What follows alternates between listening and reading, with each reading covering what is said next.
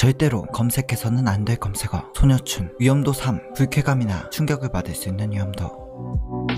구글이나 유튜브에 소녀춘을 검색 시 소녀춘이란 제목을 가진 애니메이션을 볼 수 있습니다. 소녀춘이 위험도 3에 등재된 건 괴이한 화풍과 고어적인 요소도 있었지만 애니메이션 스토리가 너무 암울하고 주인공에게 꿈도 희망도 없었기 때문이죠. 주인공인 미도리는 전쟁이 끝난 도쿄의 빈민가에 살고 있었습니다. 생활 형편이 어렵던 미도리는 거리에서 꽃을 팔고 있었죠. 이 시기에 꽃을 사는 사람들은 드물었으며 꽃을 팔기 위해선 적극적으로 사람들에게 말을 걸어야 했습니다. 미도리는 지나가는 모자를 쓴 남성에게 말을 걸죠. 그 남성은 미도리를 보며 이곳은 위험해, 장사하기 좋은 곳이 아니라며 다른 곳으로 가라고 말합니다. 그리고 꽃을 파는 소녀의 사정을 묻죠.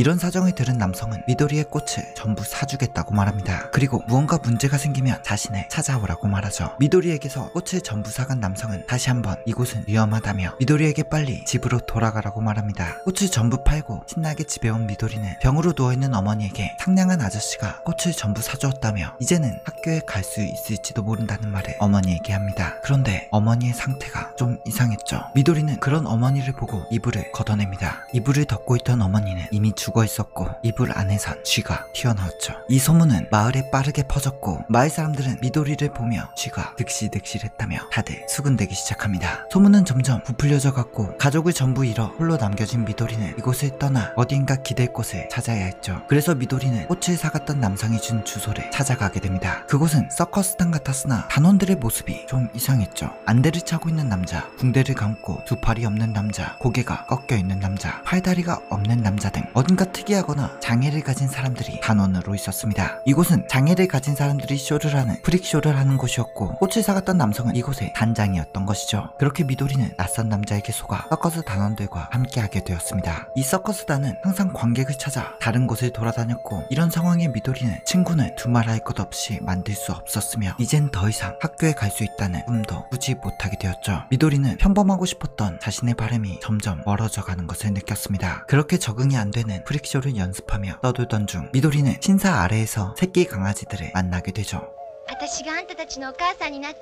미도리는 그런 강아지들을 챙기며 마음의 위안을 얻고 있었습니다. 그리고 식사 시간.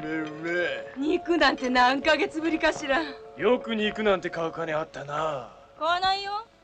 犬の肉なんて売ってるわけないだろ。 이렇게 말하며 미도리를 봅니다.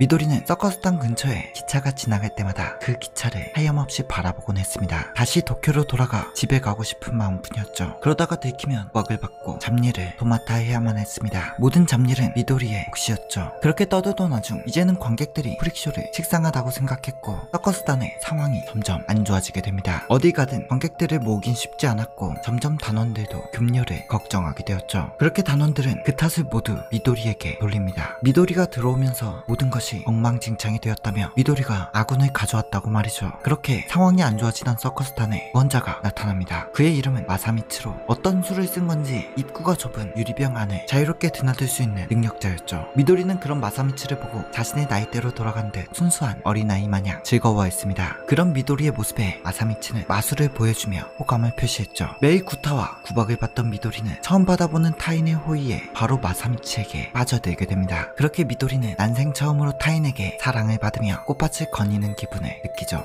이제는 식상해질 대로 식상해진 프릭쇼를 사람들은 더 이상 바라지 않았습니다. 관객들은 마술 같은 신기한 구경거리를 원했고 오로지 마사미츠만 찾았죠. 마사미츠는 서커스단 내에서 입지를 점점 높여가며 미도리를 자신의 쇼에 보조로 씁니다. 그런 마사미츠를 바라보는 단원들의 심경이 좋을 리가 없었죠. 마사미츠의 트릭을 알아내보려 하지만 도저히 알아낼 수가 없었습니다. 마사미츠는 점점 유명해지며 신문에도 나고 이제는 단장마저 선생님이라 부르며 극진히 대할 정도가 되었죠. 마사미츠는 그런 공을 전부 미도리에게 돌립니다.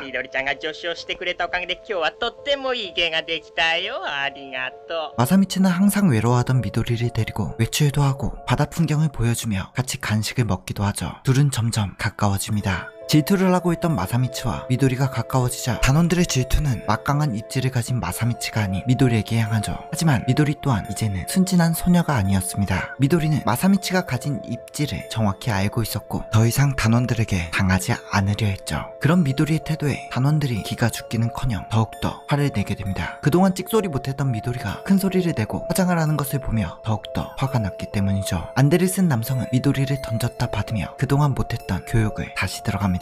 그렇게 몇 번 들어 올렸다 받았을 때 갑자기 미도리가 엄청나게 커져버립니다. 갑자기 커져버린 미도리에게 전부 깔려버리죠. 그리고 다시 정신을 차려보니 마사미치가 눈앞에 있었습니다. 커졌었던 미도리는 옆에 앉아있었죠. 미도리를 괴롭히는 단원들을 보고 마사미치가 최면을 걸어 단원들에게 환각을 보여준 것이었습니다. 이렇게 마사미치는 무력으로도 자신이 우위에 있음을 단원들에게 알리죠. 이제 미도리가 하던 잡일은 단원 전부가 하게 되었으며 마사미치는 단장의 이익분을 줄이고 단원들의 급료를 다시 책정에 올려줍니다. 한바탕 소동을 겪고 미도리는 홀로 앉아있었습니다. 그런 미도리에게 붕대가 접근하죠. 그리고 붕대에게선 뜻밖의 말이 나왔습니다. 그 전에 일은 미안했다며 사실은 널 사랑하고 있다는 말이었죠. 붕대가 갑자기 미도리에게 고백을 한 것입니다. 그런데 그 모습을 마사미치가 지켜보고 있었죠.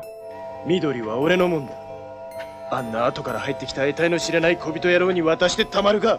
미도리에게 고백을 하고 돌아가는 붕대는 난데없이 길에 나타난 개미지옥에 빠져버립니다. 계속 빠져드는 개미지옥에 붕대가 발버둥 쳐보지만 계속해서 안으로 들어갈 뿐이었죠. 마사미치가 붕대에게 최면을 건 것입니다. 그리고 밤이 되어 붕대는 죽은 채로 발견이 되죠. 다들 붕대가 왜 진흙을 먹고 죽었는지 영문을 모르고 있을 때 미도리는 평소와 다른 눈으로 마사미치를 보고 있었습니다. 마사미치가 최면을 걸어 붕대에게 진흙을 먹이는 모습을 미도리가 목격한 것이었죠. 마사미치는 미도리를 따라가 진정시킵니다. 애정이 고픈 미도리를 꽉 껴안아주죠. 그리고 며칠 후 갑자기 미도리에게 기회가 찾아옵니다. 극단의 공연을 보고 미도리를 영화에 출연시키고 싶다며 영화 감독이 찾아온 곳이었죠. 순간 미도리는 꿈에만 상상하던 일상을 떠올립니다. 하지만 그 상상은 오래가지 못했죠. 마사미치가 영화 감독이 준 명함을 찢어버린 것입니다. 그리곤 자신이 미도리의 남편이고 미도리의 미래는 자신이 책임진다며 감독을 사기꾼이라고 칭해 내쫓아버립니다. 그날 밤 침울해진 미도리를 달래주러 마사미치가 미도리의 방으로 들어옵니다. 그런데 침울하게 누워있을 거란 마사미치의 예상과 달리 이불을 젖혀보자 반항 어린 눈빛으로 찢었던 감독의 명함을 미도리가 다시 찾아내 맞춰놓은 모습을 보게 되죠. 그런 미도리의 모습에 화가 치민 마사미치는 명함을 손으로 쳐내고 미도리에게 환각을 걸어 병에 넣어버립니다. 그리고 보조인 미도리 없이 홀로 일을 하러 나가죠. 생각이 많아진 마사미치는 일을 제대로 하지 못합니다. 유리병 앞에서 한참 동안 서 있을 뿐이었죠. 그런 모습을 본 관객들은 도대체 언제 들어갈 것이냐며 야유소리가 커져갔습니다. 관객들의 야유소리에 안 그래도 흥기가 불편하던 마사미치는 화가 머리끝까지 나버렸고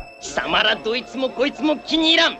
臆病なくせに物見高く怠け者のくせに欲深く被害者意識の塊で 세계 2차 전쟁 이후 프릭쇼를 보며 피해의식을 해소하는 관객들의 뼈를 때리는 마사미치의 말에 관객들 또한 화를 내며 마사미치를 욕하기 시작합니다. 그리고 인내심의 한계를 느낀 마사미치는 그런 관객들에게 단체로 최면을 걸어버리죠. 자신들이 보고 즐기던 프릭쇼의 장애를 가진 사람들로 관객들을 변하게 만든 것입니다. 마치 한번 너희들도 그 감정과 고통을 느껴보라는 듯이 말이죠. 이제는 상황이 반대가 되어 프릭쇼를 하던 단원들이 그 모습을 보며 통쾌한 감정을 느끼고 그들을 비웃습니다. 이런 한바탕 소동에 경찰이 출동하게 되죠. 단체 최면은 무리가 있었는지 코피를 흘리고 마사미치가 쓰러지며 상황이 일단락됩니다. 단장은 어떻게 한 것인지 경찰을 잘 설득하여 돌려보냈고 재빨리 다른 곳으로 장소를 옮기자고 하죠. 私はいかんよ。 그런데 갑자기 마사미치가 더 이상 이 쇼에 참가하지 않는다고 말합니다. 마사미치는 이 서커스단을 떠날 결심을 마쳤고 미도리에게 향하죠. 같이 떠나자는 마사미치의 말에 미도리는 더 이상 다른 곳으로 가고 싶지 않다며 다시 도쿄로 돌아가고 싶다고 말합니다. 그런 미도리에게 마사미치는 최면을 걸죠. 미도리에게 도쿄의 풍경을 보여준 것입니다. 그 풍경 속 미도리는 자신이 제일 돌아가고 싶었던 곳을 향해 달리죠. 그렇게 달리고 달려 도착한 곳은 바로 집이었습니다. 집 안에는 그토록 그리던 어머니와 아버지가 있었고 마사미치의 환각 속에서 부모님과 소중한 한때를 보내게 되죠. 추억 속에 잠긴 미도리는 부모님과 함께 잠이 들었고 그 최면은 시간이 00시가 되며 풀리게 됩니다. 다시는 경험하지 못할 거라 생각했던 부모님과의 시간을 경험시켜준 마사미치. 미도리는 그런 마사미치에게 고마운 감정을 느꼈고 그와 함께 떠날 결심을 하게 됩니다. 단장이 돈을 들고 도망가 낙동강 오리알이 되어버린 극단 단원들에게 작별 인사를 한 후 미도리는 마사미치와 길을 떠나며 버스를 기다리죠. 그리고 마사미치는 먼 길을 떠나니 도시락을 사오겠다며 미도리에게 여기서 잠시 기다리라 말합니다. 마사미치는 그렇게 도시락을 사러 떠났고 미도리는 홀로 남아 마사미치를 기다리죠. 夢じゃない 이제 앞으로 펼쳐질 나날들을 생각하며 자신이 생각하던 미래가 눈앞에 다가왔음을 느낍니다. 미도리가 그런 생각에 잠겼을 때 마사미치는 마을에 들러 도시락을 사오고 있었습니다. 그런데 미도리에게 돌아가던 중 강도를 만나버리고 말죠. 그렇게 마사미치는 미도리에게 돌아가지 못하게 됩니다. 하염없이 마사미치를 기다리는 미도리는 버스가 떠나는 걸 보고 더 이상 기다리기 힘들어졌습니다. 미도리는 마사미치를 찾으러 마을로 향하죠. 하지만 마을을 달리고 수없이 배회해도 마사미치는 찾을 수가 없었습니다. 해가 넘어가며 노을이 지고 있었으나 그 어디에서도 마사미치는 보이지 않았죠. 그렇게 달리던 미도리는 끝내 자신이 버려졌다는 결론에 다다르게 됩니다. 결국 마사미치 또한 극단의 단원들과 다를 바 없는 사람이었다 라고 생각하게 되죠. 또 누군가를 믿었고 자신이 믿음을 준 사람은 또 자신을 속였으며 자신을 이용했고 끝내 버렸다고 말입니다. 그렇게 미도리는 믿었던 사람에게 배신당했다 생각하며 이런 기억들을 가지고 혼자 남겨지게 됩니다.